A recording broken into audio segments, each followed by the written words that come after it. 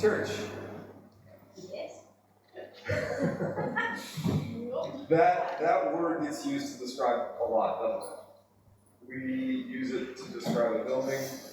We use it to describe people. We even use it to describe the services that happen in the building with the people.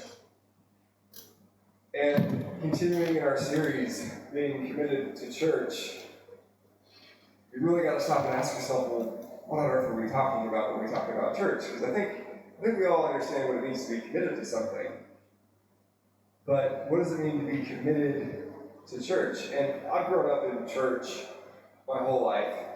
And so I'm very familiar that the culture that I was taught of being committed to church was about your attendance on Sunday and attendance and other additional activities throughout the week. But when you take a step back from the particulars of church, you kind of go, church is bigger than that. And it's also less than that. So what exactly is this thing that we call church? And I think the Bible reading that Michael did this morning was absolutely fantastic because it points out that people have different personalities and people have different gifts. And the fun thing about taking different people with personalities and gifts and sticking them all in a room and being like, okay, make a service go, sometimes it goes really well. And other times, maybe you've experienced what that's like and you know, this got a little bit complicated. When I was interning at a church in Texas that changed its name from the local name of the area to Sent Church because they wanted people who came and worshiped them to understand that the gospel message is about going and it's about spreading. It's not about perfecting everything that happens in the building. They gave me this book to read called The Heart of an Artist, and it was about that issue of, really, if you think about it, everyone is an artist in some way, shape, or form. Like Jacob, what are you talking about? Well, to use someone who's not in the room, Michael is a construction artist. He's the kind of artist that you would employ if you want to renovate your house. He's really skilled, and he's good at that. I am not the kind of artist that you would employ to do that kind of work. I'm the kind of artist that you might employ if you want someone to teach you about the Bible, or if you want to write a children's book, or if you want to talk about issues of domestic violence and community service. That's my kind of art work. And the point of that book is that artists sometimes get hung up on their own artwork. They want their own way. And when you bring that into the church, because not just bring that into the church, but we're all that in the church already, we can become more focused on ourselves than we are on who God is. And yet, as the bride of Christ, He loves us and He transforms us. And so the question I have, and the real theme of today's message is, how do I stay true to who God is when I'm surrounded by artists? Because that's the question that matters when we get into the thickness of life. Because church is so much bigger than the things that we do. It's about the faith that we have in God. And so for that very reason, I could not pick a New Testament passage, I picked an Old Testament one. And so today's message is from Isaiah chapter 65, verses 17 down to 25. And while you guys are looking that up, I'll just give a quick intro to it. Isaiah is the largest prophet of the Old Testament. He served under more kings, experienced more ups and downs than absolutely anyone else. Isaiah knows what it means to be committed to the church and faithful to God in the good times and the bad. And this passage, which comes at the very end of the book, so the conclusion of Isaiah, what is it, how is it that you dealt with the artists in church, the artists in the church, the everyday people who were trying to figure out how we live this thing together. What was it that kept you going? To put it very simply, he had a vision of what heaven was. So let's take a look at that. We'll say a quick word of prayer. Lord, I just want to thank you for who you are. I want to thank you that we can look to the people of the past who make sense of our present needs. Lord, I want to thank you that you are flexible with us in our understanding, the workings out how you are and how we make you real. But Lord, I pray that today, as we commit to the community of Christ in all of its facets, that commitment would be anchored in who you are and the work that you do in us. Bless you that message today, and let us live. Amen. Isaiah 65, verse 17. See, I, the Lord, will create new heavens and a new earth. The former things will not be remembered, nor will they come to mind. But be glad and rejoice in what I will create.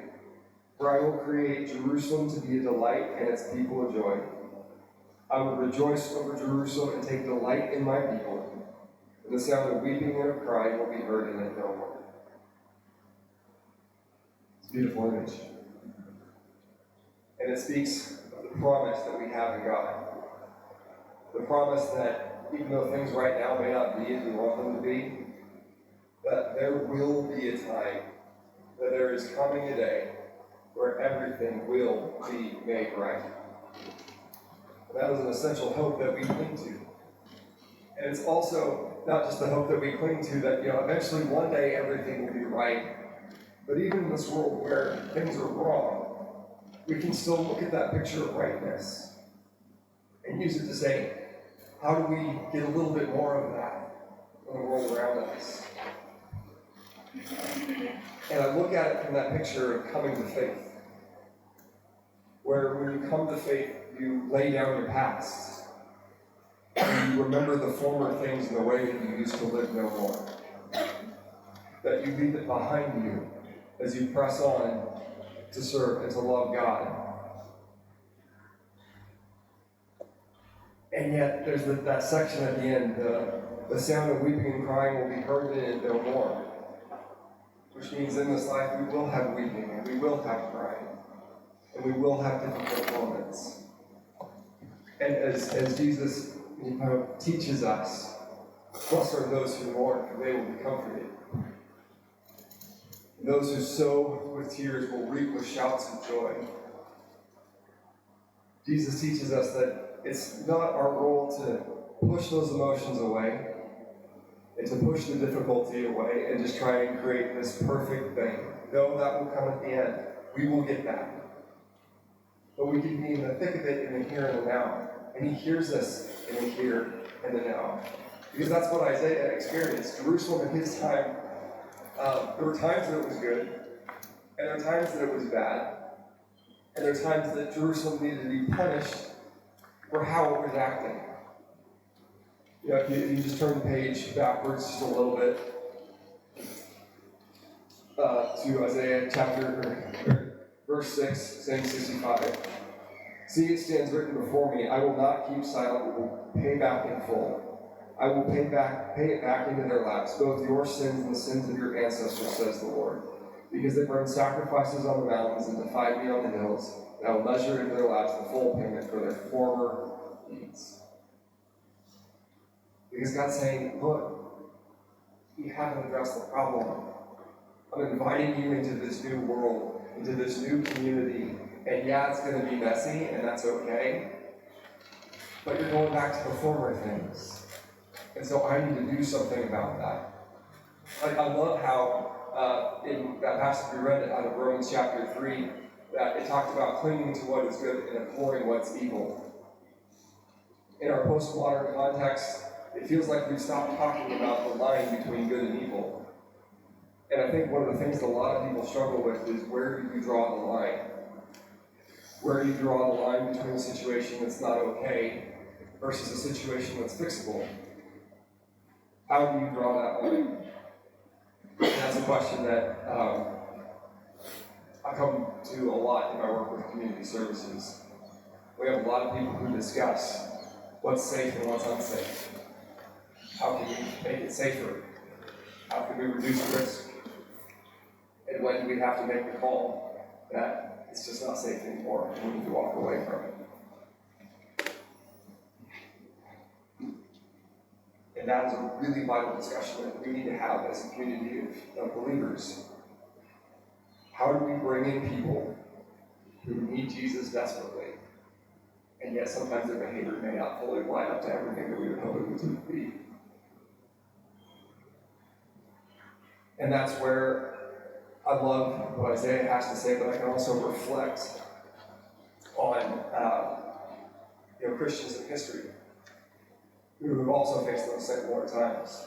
I think of men like Dietrich Bonhoeffer, who was pastor and theologian, and the prime minister, the president of his day, Mr. Adolf Hitler, wanted to bend the church to his will. And so Dietrich Bonhoeffer, being committed to the church, stood up for him. He stood up for truth. And even though that wasn't successful, he stood up for him. And I think the one thing that we can ask ourselves is, are we willing to stand up for what's true? Are we willing to stand up for what church can be and what it can become and what we can be in it? And you might also make the assumption that Dietrich Bonhoeffer, therefore, had grown up in church and was familiar with the culture of church. That is, these really awesome believing parents, and he just had this perfect childhood, right? But the truth of that is, Dietrich Bonhoeffer did not believe in God. And Dietrich Bonhoeffer never went to church as a child. His mother taught him on Sundays. Dietrich Bonhoeffer did not grow up in the cultural thing that we call church. And yet, his connection to God and his love to God sustained him when he became a part of it as an adult. And he stood up for it in difficult times. Another guy who kind of fits that mold is St. Patrick. He was a teenager when he was stolen from Britain and sold into slavery in Ireland. And so he had no church that he was going to. He was a slave. His job was to take care of sheep in the hillsides. And yet for 6 years as a slave, he grew his love for God. He prayed. He learned to connect to God in that wilderness. And so when he finally had an opportunity to run away, he did. But then he came back later, and his movement, his way of knowing and working with the Irish people has literally been the most successful missionary movement ever. Because not only did he reach all of Ireland, he also then, this is hundreds of years later, that movement also then reached all of Britain. And then that wasn't enough, they then went to the mainland of Europe. And the reason why we know that is that you check the names of the monasteries in Europe, and they've got Celtic names. All that came from a guy who got cut off from this cultural thing that we call church. And he connected with the vision of God. He connected with who God was, and he let that love grow in his heart, and it just overflowed from him.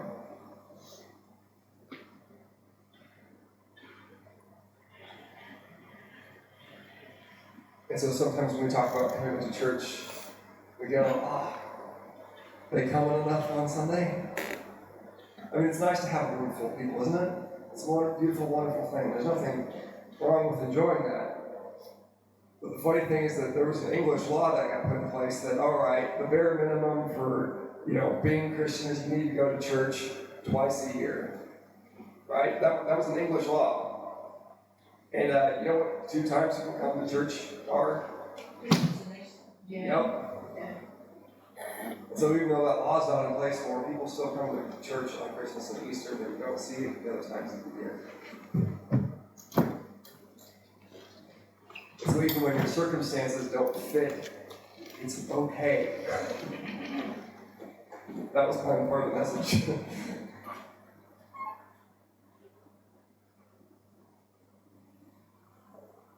And yet I wonder, how do we grow that love? How do we grow that commitment? Because as we all know, in the postmodern world, we've got less and less in common. Our jobs have crazier and crazier hours. We're trying to do everything for our kids, and yet still have dinner on the table, still go to bed at a decent hour, and have energy for things on the weekends. How do we make it all work? I would simply say we make it work by keeping that vision of who God is, and being willing to respond to Him and where He has us and how He's placed us.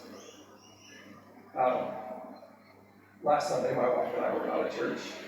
We went on a jet ski. And my wife and I have had a lot of conversations about the jet ski, and I've always been of the opinion. The church that I grew up in had a set of paintball guns because they knew that people would come and hang out with other Christians before they would come to church. And so you could use those things like paintball guns and like jet skis to build community with people, to build that relationship, and to use that relationship as a bridge to exploring God. And so I'm like, look, I don't, like, yes, we could sell the jet ski, and yes, we could give money to the church, and we could do more churchy things with that. But I understand that this jet ski is a mission field. And I got to experience that mission field last weekend, and it was a wonderful thing. We bumped into someone that we knew and their friends. And as most people do when they see a jet ski and they're in swimsuits, they go, hey, can we ride on your inflatable on the back? And we do our checks and balances. We quickly Google them on the internet, make sure they're safe. No, we said yes. So if you ever see us down there on just ask. We'll give you a ride. And so we gave him a ride, thought nothing of it. And then my wife packed up, she left on the jet ski, and then I still had the land stuff to put away. And I listened to this group of young women having a very serious conversation because from what I heard from my car, one of them was in a relationship that had so many red flags it wasn't even funny.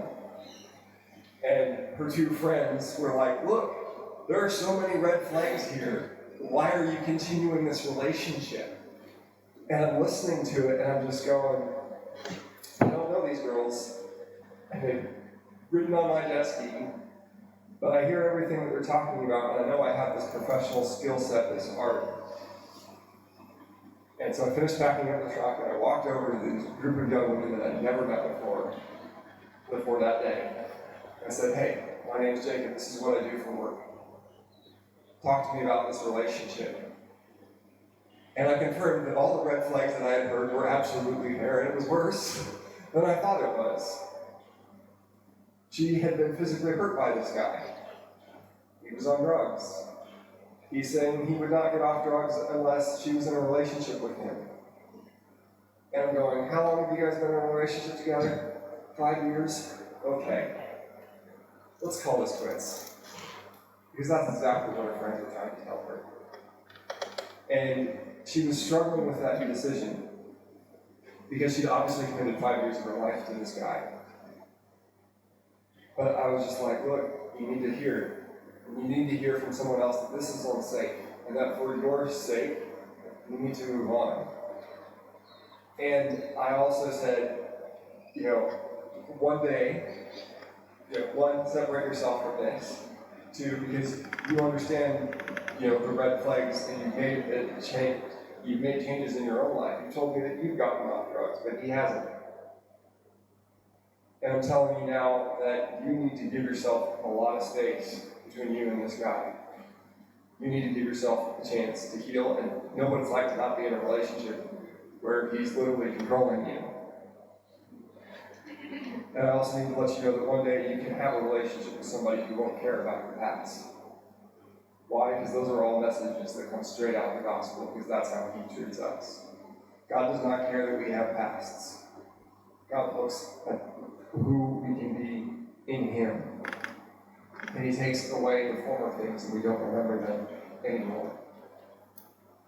And I felt a little bit awkward doing that, but I knew this is the opportunity, this is the mission field, this is why we're here, this is what we've been talking about for years.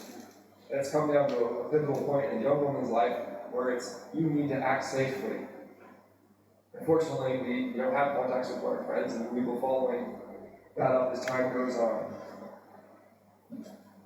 But it's the message of the gospel that tells us, one, yeah, sometimes we just need to call it evil and walk away from it. Other times we need to go, you know what, we can rebuild and we can work with this. And it's by knowing who God is that we can figure out what to do and when to do. And also we can accept that it is God's responsibility for people to change. It is not just on us. And sometimes we can feel really guilty when change hasn't happened for someone that we love and that we care about. But sometimes we need to learn to go, you know what, it was their decisions and it was their choices, and we need to leave that and we need to walk away from it. Because if we let other people, they will continue to blame us for their own choices. They will label us, and they will go, this is all you, this is all your fault. You know, this is why everything's going bad. And yet, when we look at the extremeness of that relationship that I heard about on that beach, I sometimes go, sometimes badness does creep into the church too. And sometimes we get people who stand up and say, well, unless you've done X, Y, Z, God will not use you, you don't love God, you're on the path to hell. And I go, yeah, well, what about Dietrich Bonhoeffer? What about St. Patrick? Were they on the path to hell? No, I don't think they were, even though they don't tick the cultural boxes of committed to church. That's why I think it's so important that we have that commitment to God. And out of that commitment, we learn to see others. And we learn to have life as God would want us to have life. Because this life that God has for us is so good. Verse 20. Never again will there be in it, talking about this New Jerusalem, an infant who lives but a few days, or an old man who does not live out his years. The one who dies at 100 will be thought a mere child, and the one who fails to reach 100 will be considered a curse. He's talking about life. I think one of the hardest parts of living is when we see life cut short. Whether that's for someone we love who's old, or that's for someone very young that we simply wish they hadn't had to experience. The shortness of life.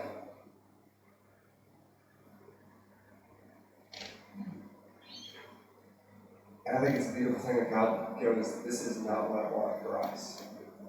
This is not what I want for my people. I want you to have a long, full life. I want you to have a life that has joy, that is a delight. And sometimes I think we get scared to reach out for that joyful, delightful life, because sometimes it means we need to leave the things of the past behind us.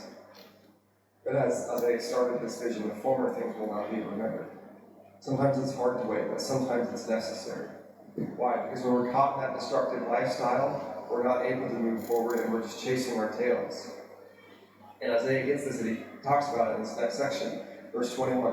They will build houses and dwell in them. They will plant vineyards and eat their fruit. No longer will they build houses and others live in them, or plant and others eat.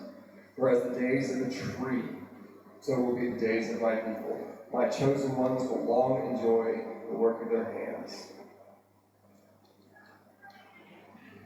He's talking about being able to have what we might call prosperity.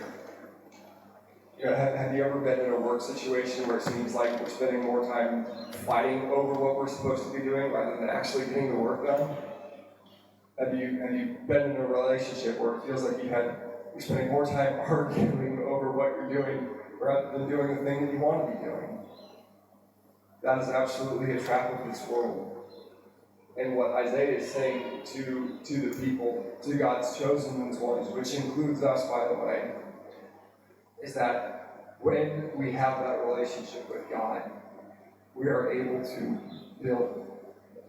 We are able to plant. We are then able to grow.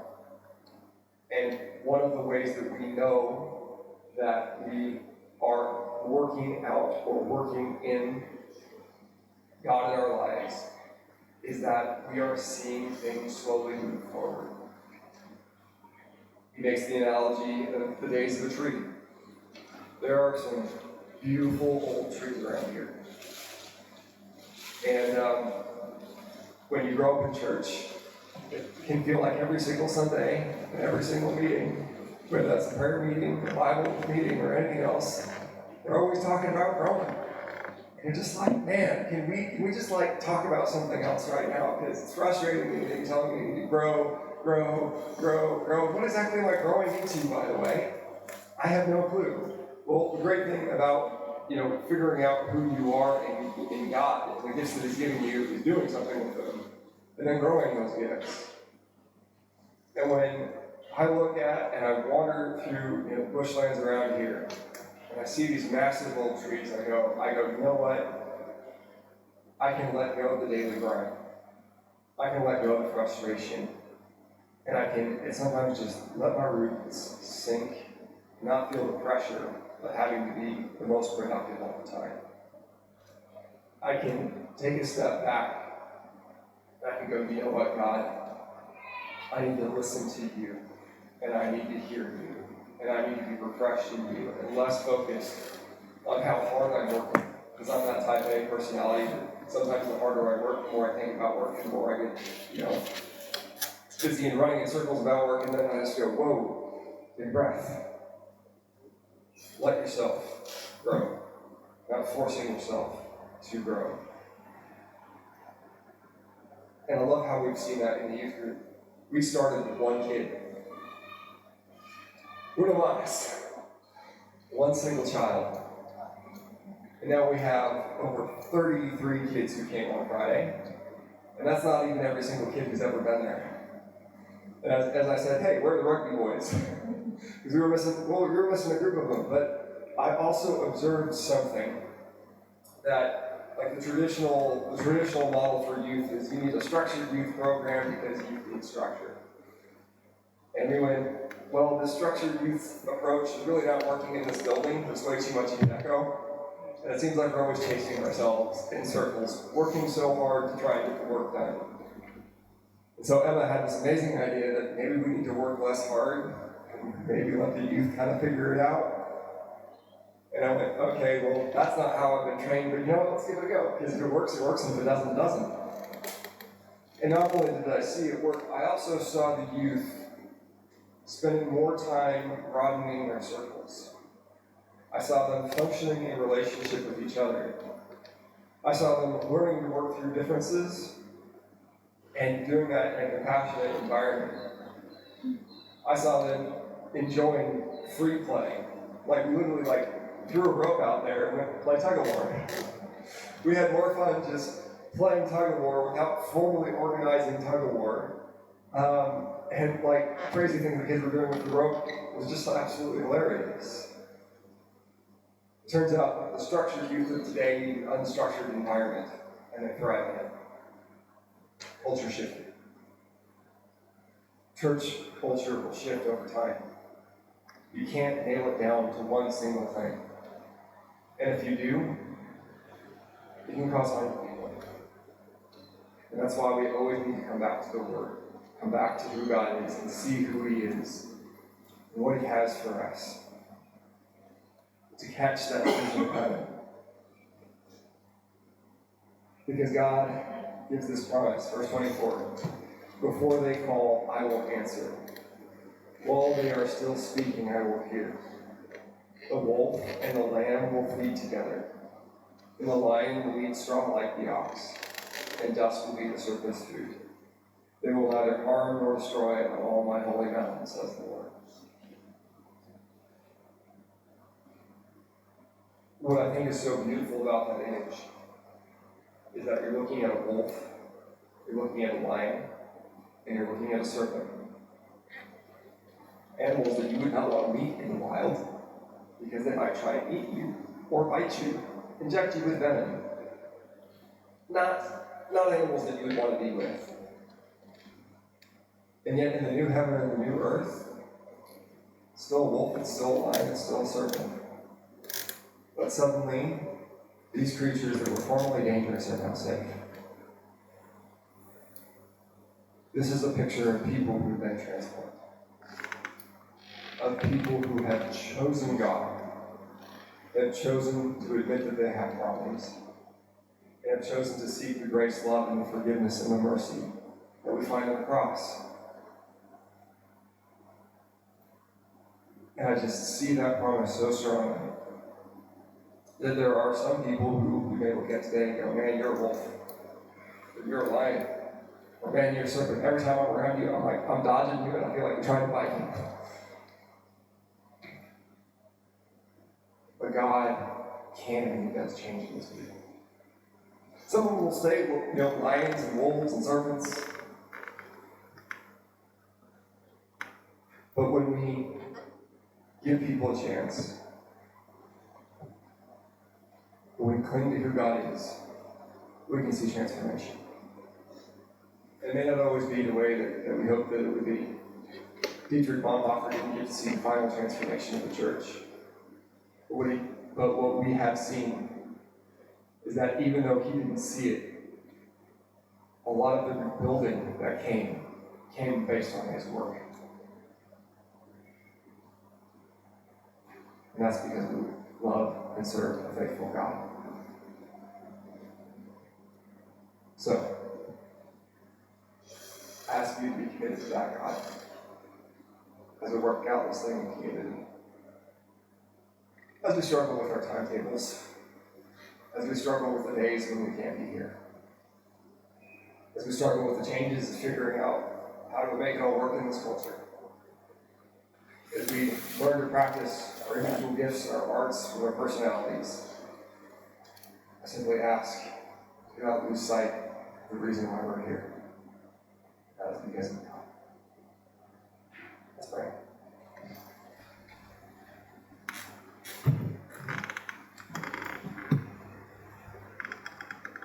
Lord, I want to thank you for who you are. I want to thank you that we can look throughout history at the faithful people who have built your church. Lord, even though they faced trials and adversities, both from the culture and from even within their own families, but there's not a single trial or adversity that you haven't overcome.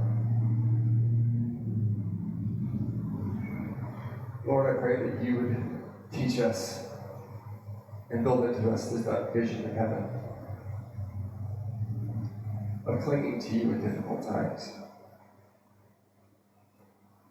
of learning when to separate and when to hold on. Lord, may we always be guided by you, both when we come together and practice our faith together, and for the times when we are in our individual mission fields, working to see your kingdom made real in the world around us. Amen.